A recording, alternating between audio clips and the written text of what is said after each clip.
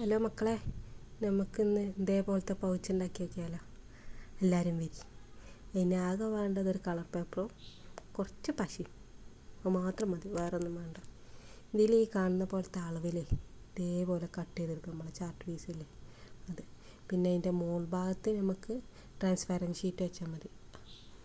അത് ഇതിൽ കാണുന്ന മെഷർമെൻറ്റിൽ തന്നെ കട്ട് ചെയ്യണേ. എന്നിട്ട് 2 സൈഡ് സെലോ ടാപ്പില്ലേ, അതെടുത്തിട്ട് അതിൻ്റെ 3 സൈഡ് വെക്കുക. 2 സൈഡ് ആകുമ്പോഴാണ് മറ്റേക്ക് ഒട്ടി പിടിക്കാൻ സുഖമുള്ളൂ. ട്രാൻസ്പാരൻറ്റ് ഷീറ്റ് അല്ലാന്നുണ്ട് ഒട്ടി പിടിക്കില്ല.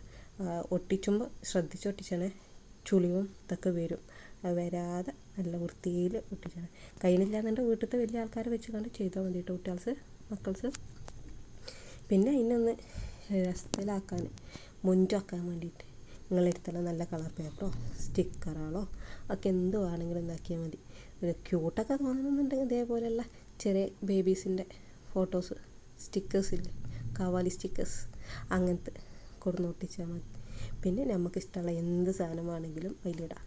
ഇഷ്ടപ്പെട്ടാൽ ലൈക്ക് ചെയ്യട്ടോ, സബ്സ്ക്രൈബ് ചെയ്തോപ്പം കൂടിക്കോളിയേ, മറക്കല്ലേ.